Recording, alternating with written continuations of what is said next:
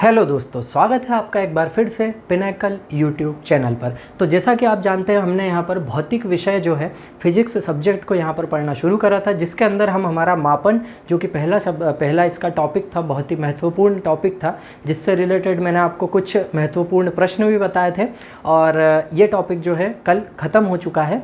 आज हम पढ़ने जा रहे हैं नया टॉपिक गति एवं बल। मेरा नाम है विशाल मांडवी और बिना देरी करते हुए चलिए शुरू करते हैं। तो आज का हमारा जो टॉपिक है वो क्या है? गति एवं बल, जिसको हम क्या बोलते हैं इंग्लिश में? Motion and force. अब मोशन और फोर्स क्या होता है, इसके बारे में हम थोड़ा सा देखते हैं कि दुनिया के अंदर, पूरे के पूरे वर्ल्ड के अंदर हर चीज़ जो होती है दो अवस्थाओं में हो सकती है। या तो वो कभी गति की अवस्था में होगी और या तो वो विराम अवस्था में होगी।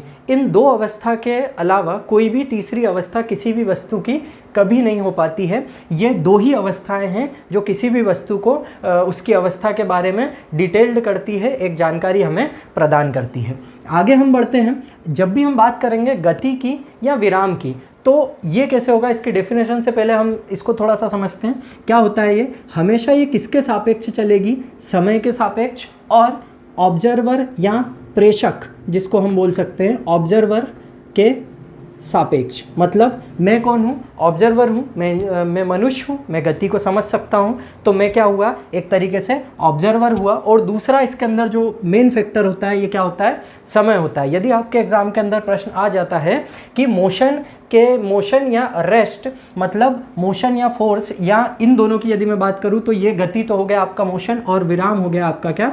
रेस्ट। इन दोनों की यदि मैं बात करूं तो इन दोनों के फैक्टर क्या होंगे? तो इन दोनों के फैक्टर, दो फैक्टर हैं इसके। क्या क्या? एक समय पर ये पूरा निर्धारित होता है और दूसरा ये ऑब्जर्वर या प्रेषक पे पूरा निर्धारित होता है। अब इन दोनों चीज़ों की क्या वैल्यू है, हम इसको थोड़ा सा समझते हैं। देखिए, अब यदि मैं सिर्फ गति की बात करूं, तो गति की बात यदि मैं कर रहा हूं तो इस गति के अंदर क्या होगा कि जब भी क्या हो, समय और प्रेषण जो है ये दोनों के अंदर क्या हो जाए, ऑब्जर्वर के अंदर क्या हो जाए, समय के साथ साथ परिवर्तन हो जाए। जब भी इसके अंदर परिवर्तन हो जाए तो ये क्या कहलाएगी हमेशा कि वो वस्तु, वो चीज़ क्या है? हमेशा गति में है। इसको हम छोटे से एग्जाम्पल से समझते हैं। मान लीजिए कि एक कोई वस्तु थी, वो यहाँ पर रखी थी। मैं इसका टाइम में निर्धारित कर लेता हूँ। मान लीजिए सपोज़ कि मैंने 1 बजे ये जो वस्तु थी ये यहाँ पर रखी हुई थी और इस वस्तु के अंदर कोई एक इंजन लगा है ऑटोमेटिक। अब थोड़ी देर बाद क्या होता है कि जब मैं इसको 1:15 पे देखता हूँ, जब मैं इसको 1:15 पर देखता हूँ, तो ये वस्तु जो है अपनी मूल अवस्था से 1 किलोमीटर आगे मुझे मिलती है। तो ये क्या हुई? पहले पॉइंट से दूसरे पॉइंट के बीच में गति हुई है। 1 किलोमीटर की इसने मोशन कर लिया है या गति कर ली है, और गति एक समय के अंदर करी है, इसीलिए ये समय जो है इसका क्या है? एक तरीके से फैक्टर होता है गति का। और यदि मैं विराम की बात करूं तो विराम की जो डेफिनेशन होगी वो क्या होगी कि जब भी समय और ऑब्जर्वर या प्रेषक के आधार पर कोई भी परिवर्तन ना हो के सापेक्ष, या इसके आधार पर या इसके सापेक्ष कोई भी परिवर्तन ना हो, तो इसको हम क्या बोल देंगे यहाँ पर कि ये क्या है? रेस्ट है। यहाँ हम किस पोजीशन के अंदर है? विराम पोजीशन के अंदर है। कैसे? ये मान लीजिए कि मैंने इस वस्तु को जो है वो यहीं पर रखा 1 बजे और मैं 1:15 पे आता हूँ, तब भी मुझे ये वस्तु यहीं पर मिलती है। तो ये क्या चीज़ हुई कि ये अपने आप में किस पोजीशन में है? ये रेस्ट की पोजीशन में है या विराम की अवस्था में यहाँ पर है। अब यहाँ पर समय और प्रेषण को हम थोड़ा सा और अच्छे से समझने की कोशिश करते हैं। सपोज़ कि एक ट्रेन है, मान लीजिए ये एक ट्रेन है, ये इसके डब्बे हैं छोटे छोटे, और ये इसकी एक पटरी है, इसके ऊपर ट्रेन जो है ये चल रही है। अब हुआ क्या इसके अंदर कि ट्रेन जो है ये उस जगह के, उस पटरी के सापेक्ष में, ट्रेन जो है, मैं यहाँ पर इसको कैसे बोलूँगा कि ट्रेन जो है ये पटरी के सापेक्ष में, पटरी के सापेक्ष में गति में है। ठीक है, ये पटरी के सापेक्ष में गति में है, ट्रेन यहाँ पर चल रही है।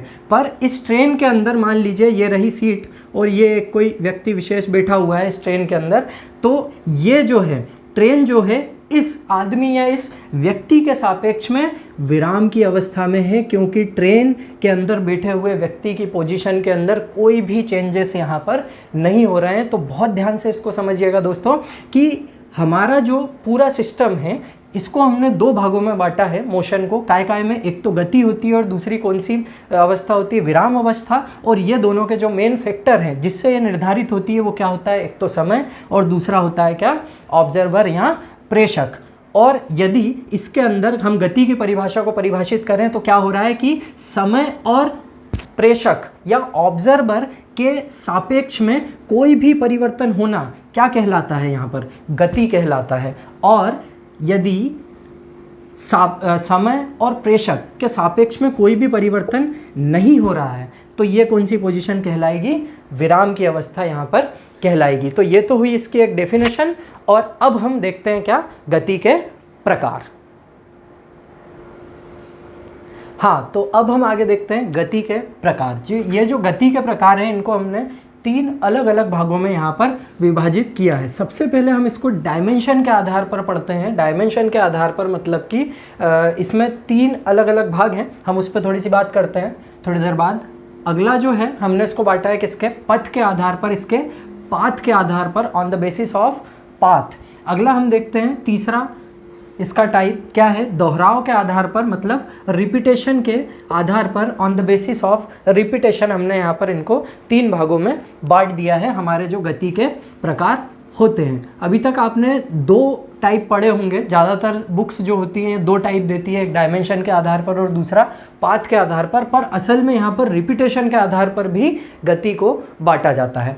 अब हम इसमें से पहला वाला जो पार्ट है इसको हम देखते हैं यहाँ पर विम्बीय आधार पर, मतलब विमाओं के आधार पर या on the basis of dimension. अब आप सभी को बहुत अच्छे से यहाँ पर पता है कि हमारे पास जो विमाएँ होती हैं, जो बिंब जो होते हैं या जिसको हम डायमेंशन बोलते हैं, तीन होते हैं। ये जो आपका जो वर्टिकल हॉरिजॉन्टल जो होता है ये होता है क्या, एक्स, मतलब आड़ा वाला जो होता है ये क्या होता है, एक्स, और इसको हम बोलते हैं वाई एक्सिस। और इन दोनों के बीच में जो होता है इसको हम क्या बोलते हैं, जेड एक्सिस। ये तीन एक्सिस जो होते हैं इन्हीं को हम विमाएँ बोलते हैं या डायमेंशन यहाँ पर बोलते हैं। इसमें से जो आपका फर्स्ट टाइप है वो क्या है, एक बिंबीय गति या one dimensional motion. One dimension motion का मतलब क्या हो रहा है, ध्यान से देखिएगा दोस्तों। मैं यहाँ पर खड़ा हुआ हूँ और मैं ये एकदम सीधा सीधा सीधा यहाँ तक चल के आया। ये क्या है, मैं एक ही एक्सिस पे चल रहा हूँ, यहाँ से एक्स के बीच में ही चल रहा हूँ मैं। ये एक ही एक्सिस पर मेरा मूवमेंट हो रहा है। ये मान लीजिए कोई व्यक्ति है और ये इस तरफ चल रहा है और ये वापस भी इसी तरफ जा रहा है। तो ये क्या हुई, एक बिंबीय गति हुई या वन डायमेंशन मोशन हम इसको बोल सकते हैं। इसको सिंपल सी भाषा में यदि मैं बोलूं कि गति किस पर, एक स्ट्रेट लाइन पर, एक सरल रेखा पर किसी भी गति को हम क्या कह देंगे कि ये क्या है, एक बिंबीय गति है। इसके एग्जाम्पल यदि हम थोड़ा सा समझें तो हम जब भी किसी भी चीज़ की लंबाई को देखते हैं तो ये क्या है, सिर्फ यदि लंबाई को देखेंगे, यहाँ पर याद रखने वाली चीज़ क्या है, सिर्फ यदि मैंने किसी भी चीज़ की लंबाई को देखा है। मान लीजिए ये जो पेन है, ये पेन की यहाँ से लेकर यहाँ तक की लंबाई, तो ये क्या है, एक बिंबा है, ये एक डायमेंशन है। इसलिए मैंने इसको क्या बोल दिया कि ये इस पे यदि कोई भी गति होगी तो ये क्या होगी, एक बिंबीय गति होगी। इसके ऊपर ये जो मेरी उंगली जो मोशन कर रही है ये क्या कर रही है, सरल रेखा में मोशन कर रही है, एक सीधी रेखा में मोशन कर रही है, और ये क्या है, एक बिंबीय गति, वन डायमेंशनल मोशन। ऐसे ही यदि मैं देखूँ तो यदि कोई आयत है तो उसकी चौड़ाई या वर्ग की चौड़ाई, ये भी क्या होगी, एक बिंबीय गति होगी। और यदि सिर्फ ऊंचाई की मैं बात करूं तो ये भी क्या होगी, एक तरीके से एक बिंबीय गति होगी। फॉर एग्जाम्पल एक सीधी सड़क है और उस सड़क पर कोई भी एक गतिमान वाहन है, तो वो वाहन जो होता है वो कौन सी गति करता है, उस समय पर वन डायमेंशनल मोशन, मतलब कि एक बिंबीय गति को वो यहाँ पर करेगा। इसके आगे यदि मैं देखूँ तो मान लीजिए कि कोई भी एक चीज़ है, ये इसको मैंने एक निश्चित ऊंचाई से यहाँ पर नीचे फेंका, तो ये जब यहाँ से यहाँ तक इसने जो गति करी है, जो मोशन करा है, तो इसका ये सीधा मोशन यहाँ पर आया है। इसीलिए ऊंचाई भी एक तरीके से क्या होगी, ये असल में क्या होता है कि आपके एग्जाम के अंदर इन प्रश्नों को बार बार घुमा दिया जाता है कि लंबाई जो होगी ये कौन से वाले गति के अंदर आएगी, कौन सी विमा में आती है या कौन सा डायमेंशन में आती है। तो ये हमेशा कौन सी में आएगी, वन डायमेंशनल है ये, और इसके ऊपर कोई भी गति जो होगी यह क्या होगी, वन डायमेंशनल मोशन या एक बिंबीय गति कहलाएगी। इसके आगे हम बढ़ते हैं। द्विबिंबीय गति की यदि मैं बात करूं तो यहाँ पर क्या हो रहा है, अभी मैंने आपको बताया कि दो विमाएं होती है, यहाँ पर दो डायमेंशन होता है। एक मैंने ले लिया x और मैं यहाँ तक चला और यहाँ के बाद में मैं y एक्सिस पे चलने लगा, ठीक। या मैं यहाँ से x एक्सिस पे चला और बीच में ही मैंने मेरा एक्सिस चेंज करके मैं z एक्सिस पे चलने लगा। तो यहाँ पर भी मैं एक और दो डायमेंशन पे चल रहा हूँ और यहाँ पर भी एक और दो डायमेंशन में चल रहा हूँ। यहाँ पर मान लीजिए मैं यहाँ से चला और मैं ये यहाँ से चलते चलते एकदम से यहाँ से वर्टिकली यहाँ से 90 डिग्री के कोण पर आगे की तरफ यहाँ पर मैंने मेरा मोशन शुरू कर दिया। तो इसी को मैं क्या कहूँगा कि ये मैंने कौन सी गति करी है, ये मैंने द्विबिंबीय गति करी है। अब यहाँ पर क्या होगा, थोड़ा सा कॉन्सेप्ट है। कैसा कॉन्सेप्ट है कि अब अभी आप यहाँ पर इन तीनों को सेपरेट नाप रहे थे। अब यदि किसी भी चीज़ की लंबाई व चौड़ाई की बात हो रही है, या किसी भी चीज़ की लंबाई और ऊंचाई, उसकी हाइट की बात हो रही है, तो ये क्या हुई, दो विमाएं हैं इसमें भी दो विमाएं हैं, तो ये दोनों की दोनों क्या हो गई, द्विबिंबीय गति, या जिसको हम अंग्रेजी में बोलते हैं टू डायमेंशनल मोशन।